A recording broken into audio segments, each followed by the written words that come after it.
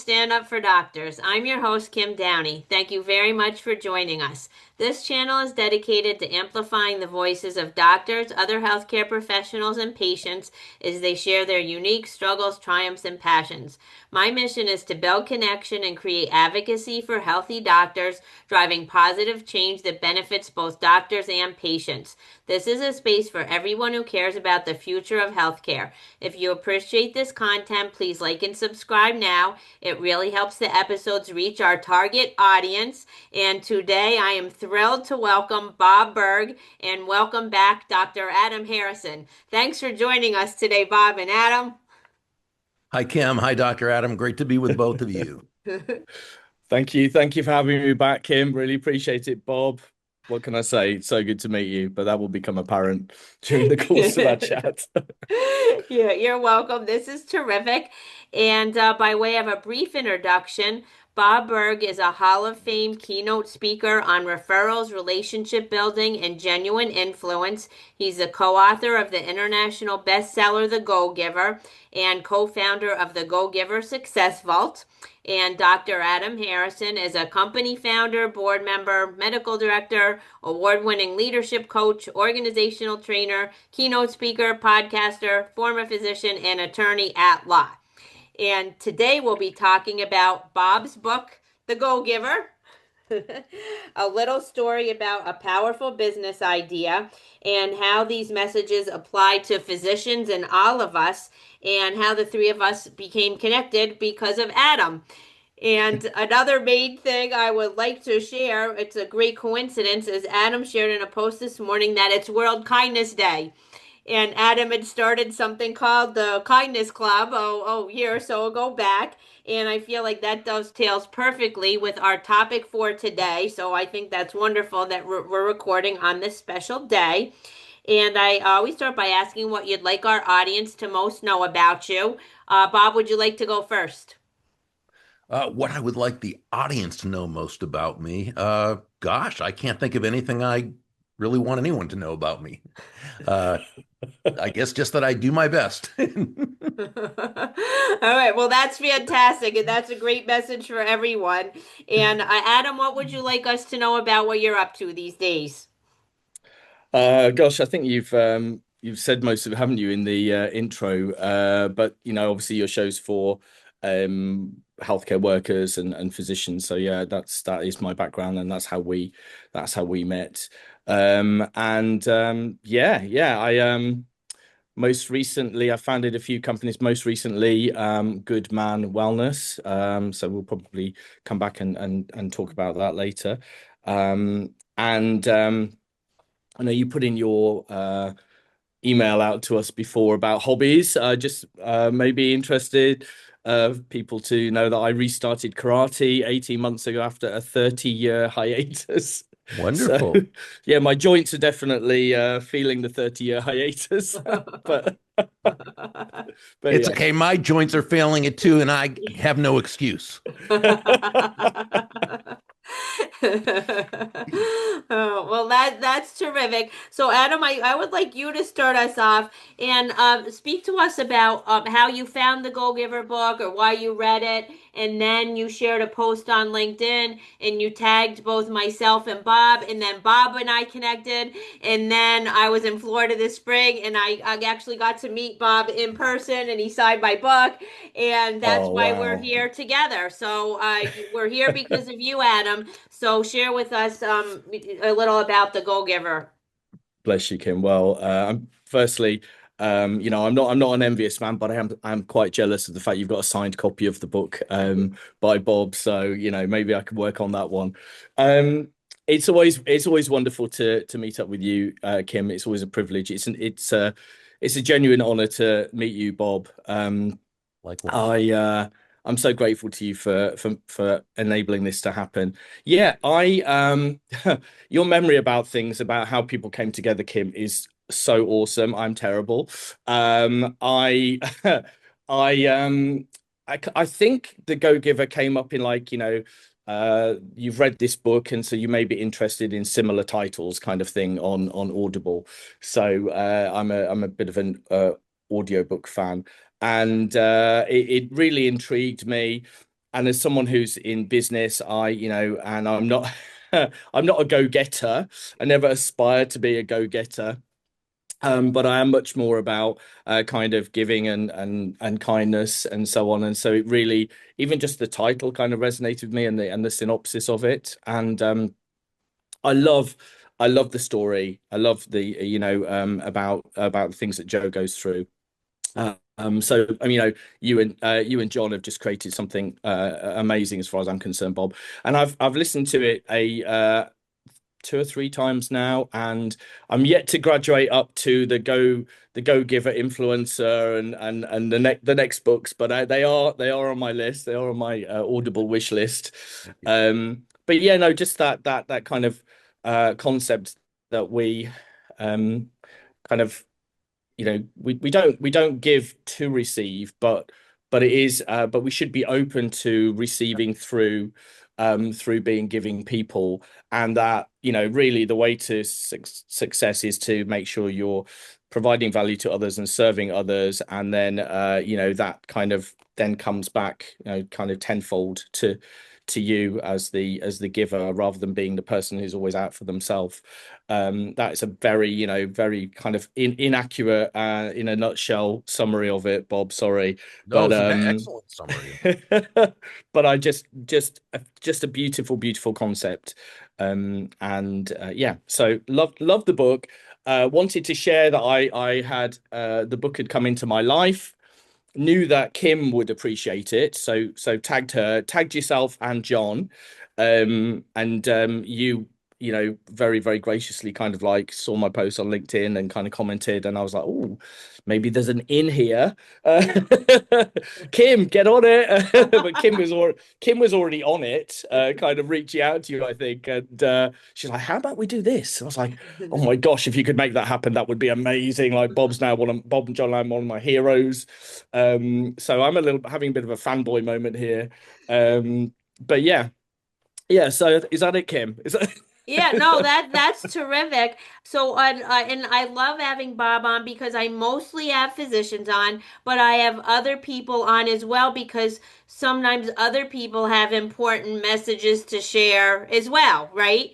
And so, Bob, if you would like to either respond to anything Adam said so far or give us a little background, how did the Go-Giver come to be?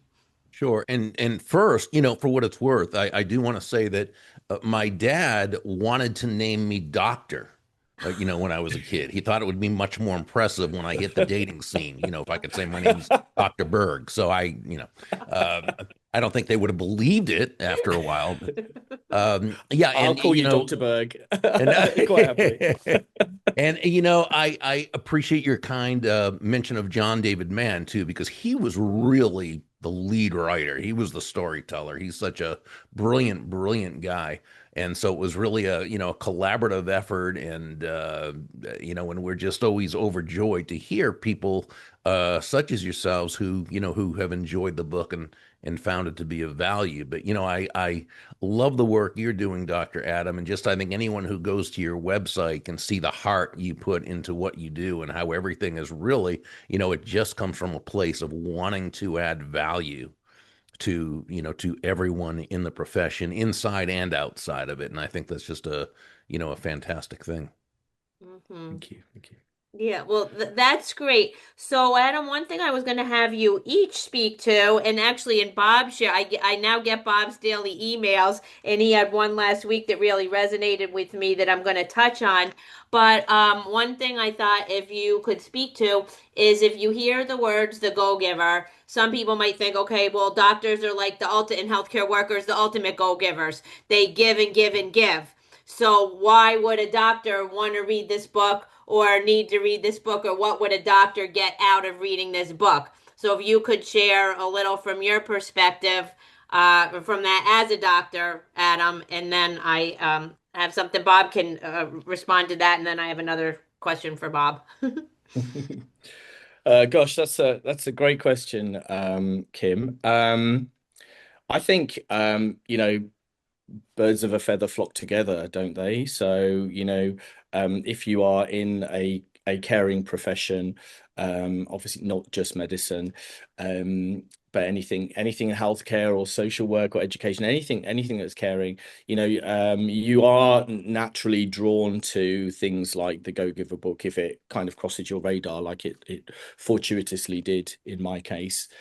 So I think we're kind of always on the lookout for that, and also like with burnout and workplace bullying and so on, it's easy to forget that sometimes that we're in a kind environment, or that, well, I'm just going to call a spade, like not every healthcare environment is a kind Mhm.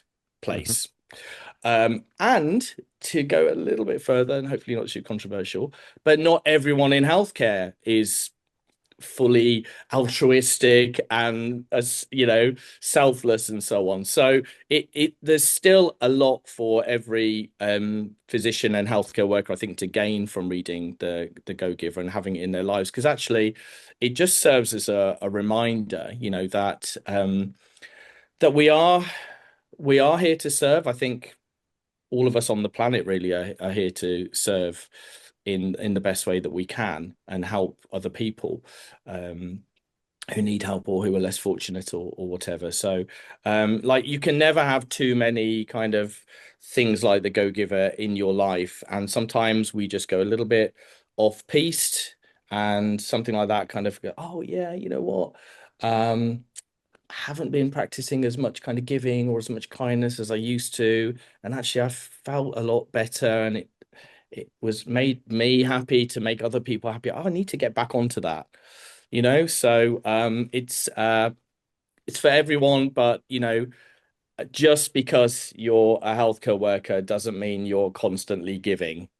Mhm. Sometimes we are thinking about ourselves Mhm. primarily. So Well, I love that you share that it's a universal message, and it is, and I think that's why it's critically acclaimed and read by so many people. And I'd like to give Claudia Cometa a shout out as well, because I got to meet her in Florida right before Bob, and she found out I was going to meet Bob, and she was girl fanning.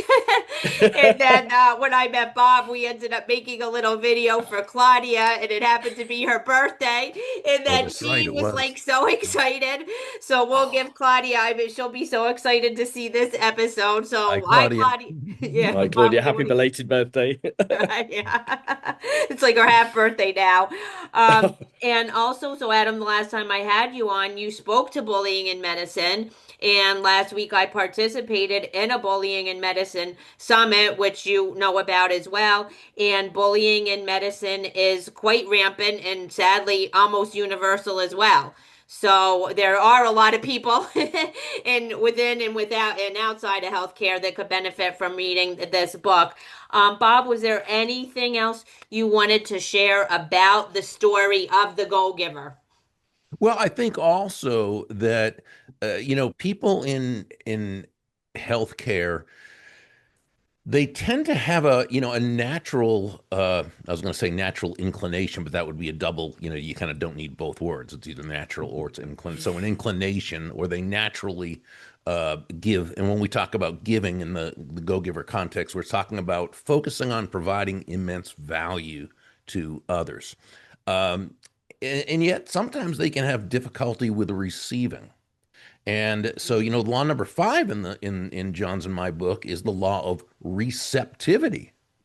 And really, the point of that chapter, if you will, is to say that it's sort of like, yeah, you breathe out, but you've also got to breathe in. So you breathe out carbon dioxide, breathe in oxygen, breathe out, which is giving, breathe in, which is receiving. Now, the key is that giving and receiving are not opposite concepts, right? They're simply two sides of the very same coin. They work harmoniously. Now, the key is to focus on the giving, right? Focus on the giving of value to others. And there's nothing self-sacrificial about that. There's nothing self-harming about that. It's congruent with your value system of being a healer. So you want to provide that kind of value to others. And when you do, and do it without attachment to the results, what happens is you create this magnificent, and John coined this phrase, this benevolent context for your success. And then you can receive. But what we've got to do is allow the receiving. We've got to realize you can't just breathe out. You've also got to allow yourself to breathe in. Hmm. That is beautifully said. And the key is without attachment to the results. That is very powerful. Adam, was there anything else you wanted to respond to what Bob just said?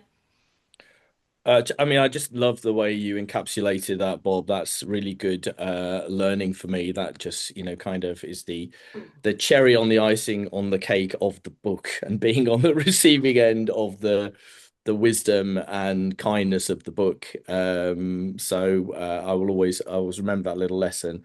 Yeah, no, that's all I had to say. Thank you, Bob. Appreciate that. My pleasure. Sure. So, Bob, last week, you shared, so you have these daily emails, which towards the end you could perhaps share with us when I ask, how our listeners can get in touch with you or follow you.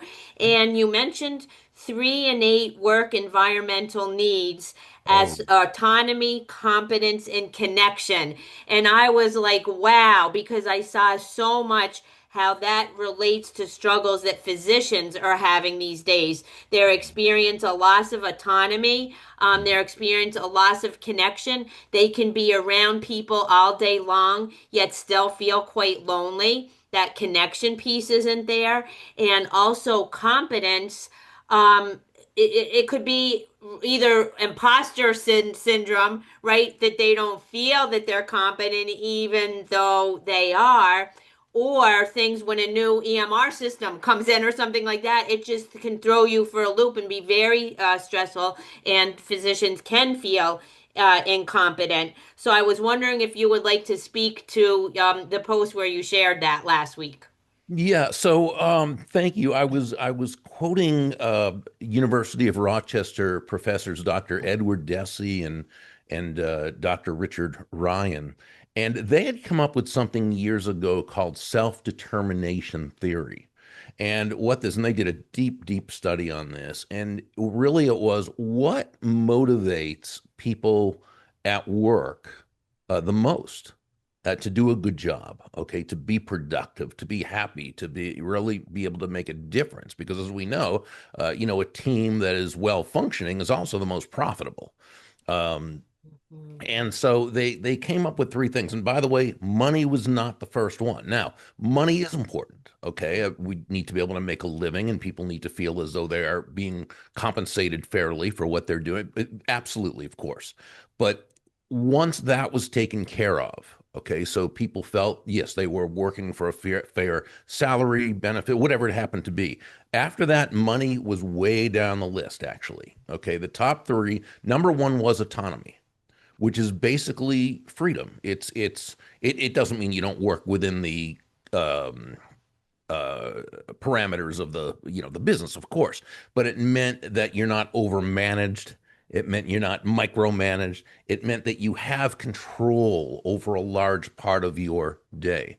And this is something that's very important. This is a very powerful element of human nature, freedom. It's why people will in unfree countries will escape. They'll risk their lives to escape. They'll leave everything behind. They'll do anything to come to a more free country. Autonomy is that important. So when someone has autonomy, they're just functioning much better. They're happier. Okay. The second one was competency leading to mastery, and that is the feeling that what you're doing, um, you can get good at, you can grow. Again, growth is another, and of course, I'm speaking to the two of you. This is what you do. You know this. This is no surprise. But the ability to be competent and master your work and continue to grow, again, very, very important. And the third was relationships. Okay. And that is, are you part of something bigger than yourself? When you come to work, do you have to throw basically yourself away, or are you part of a team? Are you part of something that you feel good about? Right. So those three are three very, very powerful elements. And I think if you read any leadership book, or you speak to someone who's a very successful leader, they may never have studied the self-determination theory, but that's what they have intuitively done and put together, in their businesses. Hmm. Wow. And when I read that, I thought of, so many doctors now are seeking coaching, right? And Adam has been a coach for physicians. And some of the things that they would be speaking to you about, Adam, right, are that loss of autonomy. And, in so many ways, and how they're struggling secondary to that. And also the competence, and you said, to be good at what you do. Well, sometimes that moral injury when they're unable to do what's best for patients because of the limits in the system, right? That can be very impactful on them. And again, as we mentioned, like connections and relationships. So I'm wondering what this brings up for you, Adam. Yeah, thank you, Bob, for explaining that, and yeah, thanks, Kim. Um, yeah, I mean, all of those are really important. I guess my focus now as a former physician, and my latest business, which I'm hoping is going to be one that I kind of channel my love, sweat, and tears into moving forward over the decades, around men's mental wellness and mental health, but the non-medical aspects of it, especially suicide prevention in men. The biggest single social risk factor for male suicide is lack of connection, lack of connectedness, social isolation, being lonely. And as you said, we can we can be in a room full of people and feel lonely. We can be in a member of a team and still feel lonely. Mhm. And in fact, a lot of doctors, I'm a former GP, family physician, and often I go to work and you are on your own. You're in your little silo in your room seeing your patients, and your patients are your company. Your patients are your community in the working day a lot of the time, and so you're really at pains to have a good positive interaction with your patients, because when it goes a bit south, and sometimes we all know humans can get a bit aggressive sometimes, and you can have an unpleasant consultation. That can really be quite devastating. So it's really important, I think, I mean, hospital doctors do tend to work within teams a bit more than primary care doctors. So I think the community piece is so important for family physicians to kind of get out of their rooms, go and chat with the reception staff, go and chat with the practice manager, go and chat with their medical colleagues and their nursing colleagues between patients in their breaks. Make sure you get a break, so that you can feel part of the community in the clinic. And obviously, as you know, as you mentioned, I'm a leadership coach for physicians. I've worked with a lot of senior physicians, and what kind of, I think, took me on this journey and made me realize what my purpose is was the doctors that I was working with, who were men and around my age. I was kind of in my late 40s when I started working with these doctors, but they were in their probably early 50s, coming up to retirement and just feeling very lost, very stuck, and lonely as well. And so that community piece, Bob, is really, it's really empowering, for people to know about that and act on that, and really kind of resonates with me and kind of hits in there. So thank you. Hmm. Thank you. Yeah, thanks for sharing that, Adam. And Bob, many physicians these days end up being reinvigorated to practice medicine by finding other passions outside medicine, which sometimes end up inside businesses and sometimes which turn into full-time businesses. And some doctors, right, like leave medicine. And every day, again, you send these, powerful and insightful messages. So I'm wondering if there was anything you wanted to follow up on what Adam just said, and if you just have any general messages for doctors and anyone listening, things that come up over and over again, or some of your best pieces of sage advice. Well, I'm not sure how sage it is, but I think picking up on what Dr. Adams said, it is very important for the physician to take care of themselves and to make sure that they're creating an environment, right, that allows them to be happy, to feel good about themselves, as well as what they're doing. Without that, really, it's a downhill uh, slide. And so, yeah, I think that's very important. And it's also one of the reasons why his work is so important. And, the work you do, Kim, as an advocate, it's really so important as well. Yeah, well, thank you for that. And Adam, is there anything else you want us to know about the work that you're doing now? I guess only that it is for all men, not just physicians. My mentors might be listening to this, and Tutting, they've told me to kind of narrow down and focus into at the beginning of a business, so that you can get some traction and then widen the net. But ultimately, the aim is to be able to help all men, because the male suicide rate globally is between 3 and 4 times that of the female suicide rate. So there's a lot of men that need some help out there. But yeah, it's still very much including physicians, but not exclusive to physicians these days in my work.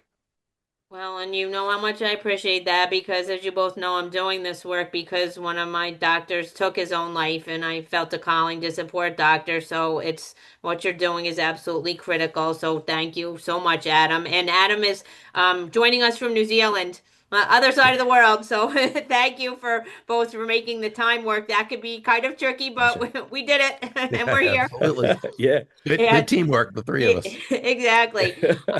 So, Bob, tell us a little more about your work, what you're doing these days, what people might be interested in knowing. Yeah, I've been a conference speaker, convention speaker for 35 years, going all over and speaking on whether it's business networking, business development, communication skills, and so forth. I am off the road at 67 years old. I'm totally off the road. I don't get on any airplanes anymore, which I love. I love not getting on any airplanes. I mean, not love airplanes. And but I do a lot still. I do a lot of conferences virtually now, and I love the commute. It's great. It's nice. Uh, so we're doing that. We also have my business partners, Kim Angeli, Kathy Tajanel, and I. We have a certified Go-Giver speaker program where we have licensed certified speakers, coaches all over, and that's a lot of fun building that. And other than that, really just enjoying uh, doing the daily impact email and hanging out with my cat buddy, and life is good. Well, that's terrific. Adam, is there anything you'd like to share about what has helped you overcome challenges and or something that brings you joy? Yes, yeah, I have I've thought about those in response to your excellent prep email.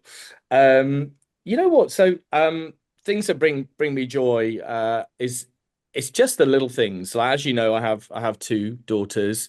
They're 12 and 9, and my 12-year-old is not so much doing this now, but my 9-year-old will, constantly kind of make things for me, draw me pictures and all of that, and I love you, Papa, and just that receiving the kind of handmade gifts from your kids is just is probably the biggest thing that brings me joy. I love kind of like doing stuff like this, but I'd love to do this in person with the two of you and just go and hang and have a coffee or lunch. I love kind of meeting up with people. That's a real source of strength for me. That gives me a lot of positive energy. And then something else I was thinking, like, that actually really gives me, sometimes I come off a coaching call that's, I don't know, gone well for whatever reason, with a real sense of euphoria, and I'll, especially if I'm doing like an antisocial time, to like 11 p.m. here or something, like, 'cause I'm coaching someone in the UK or the States or whatever. And then I'll like be buzzing and I won't be able to sleep for like I won't go to bed till about 1 or 2 a.m. because I'm like still like on a high from the coaching call, So sometimes I feel quite euphoric from that as well. But in answer to your other question about overcoming challenges, I think I've actually had some challenges recently. You guys know about them, but I think just leaning in to the leaning into being receptive, Bob, actually leaning into like as being trying to be a giver as much as I can, leaning into receiving. So leaning into the love and kindness of my family and friends, because I know that I have, I've had people texting me a lot recently saying, "You're all right, a bit worried about you and whatever." So I'm kind of leaning into that, connecting with people, going and kind of getting stuff off my chest over a coffee with people. And just to know that people care. I had some old friends on 2 consecutive days, actually, one from school and one from med school, send me messages just like saying, "Oh, how you doing?" And just to know that you're being thought of and that people care about you is actually really, really helps you think, okay, I'm in a kind of situation with a couple of stinkers at the moment, but they're not important to me. The people who are reaching out to me and checking on me, that's who I should be focusing on, not the people who are causing me problems at the moment. So yeah, just lean into being receptive to the love that people do have for you, and you forget they're there sometimes. Yeah, that's very natural to do. Yeah. Yeah. Well, I'm sorry you're going through those issues, and Oh, sending good thoughts that those get resolved very quickly. thank you. And I'm always here for you, Adam. You Kim, know I that. know that, mate. Yes, my friend. I think Kim is there for anyone who needs her. She's amazing. Uh-oh. She's so amazing. And like you said earlier about her being an advocate, like, we can do our work with a small group of doctors or individual doctors or whatever, but the impact that Kim has with the size of her network and the amount of energy that you bring to it, Kim, you know, regardless of what's going on in your life, and you're always showing up, in the best way. Um, yeah, I just I love what you do. I love you. Appreciate you. Well, thank you, Adam. I really appreciate that. And you know that I appreciate both of you right back. And Bob, if there's anything you would like to share about anything alongside your cat that brings you joy or anything that's helped you overcome challenges and how our listeners can reach out and find you. Well, my other joy is I love to read. It's my favorite sport, and you never have to be alone when you're reading a great book. So, uh, and a great one that I've been really studying over the last year and a half or so that I recommend to everyone. I think it's probably the most important personal development book I have ever read, certainly in my years of studying this. It's called Living Untethered by Michael A. Singer. Now, he's known for several books. One is The Untethered Soul, another is The Surrender Experiment, but the third one he wrote, Living Untethered, I think is so magnificent in terms of really learning about oneself, about others, about why we think what we think and feel what we feel, and why some of the yucky stuff that doesn't get let go as easy as it should be. So I highly, highly recommend that read. Anyone who would like to, and Kim, you were nice enough to mention the Daily Impact email. If they'd like to subscribe, they can just visit my website, burg.com, and they can subscribe there. And I definitely recommend people subscribing to Dr. Adams' work and to his website and seeing everything that's wonderful there. Well, thank you. And when we met up with you, my husband and I joined you for breakfast, and you were reading Living Untethered.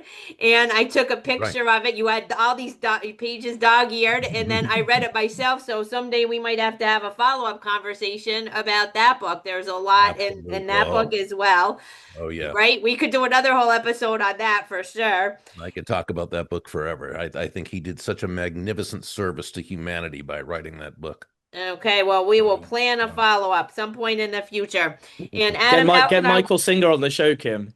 Oh, yeah, right, Yeah, exactly. Oh, yeah, wouldn't yeah. You and wouldn't Michael and that be Bob. great? Yeah, you can Oh. forget about talking with us about it. Just get Michael Singer on the show. And, The three of you would be no, amazing. oh no, just she and her and Michael. That would be a great conversation. I would be yeah, I would be fanboying it. Well, hey, we'll pass it forward. Adam, how can our listeners get in touch with you? Yeah. So my website that Bob's mentioned is it's a little bit kind of old and kind of from a former business, if you like, but it's still there. www.dradamharrison.com, like all lowercase or one word. It looks like Dradham Harrison. Someone said to me once. It's like, oh yeah, that good point. But I've got my new business will have a website in the next few weeks, hopefully. But I do have an email address for that, which is all lowercase. It's just dr.adam, so dr.adam at goodmanwellness.co.nz. So that's all one word, goodmanwellness.co.nz. And I'm mainly on LinkedIn, as you know, Kim, and that's just as Dr. Adam Harrison, so DR, and then Adam Harrison on LinkedIn. So yeah, thank you. Okay, well, thank you both again for being my guests today. I really appreciate you taking the time. Pleasure, Thank pleasure, and an you. honor. Thank you for having me again. And just so good to meet you, Bob, honestly. Likewise, Just Dr. Allen. genuinely. And Kim, always awesome to see you, my friend. Right back to you. And so, in closing, to move the needle in healthcare, we all need to raise our voices and we all need to care about each other. We already know that doctors need to care about patients, patients need to care about doctors too. So, stand up, doctors, and let's stand up for doctors.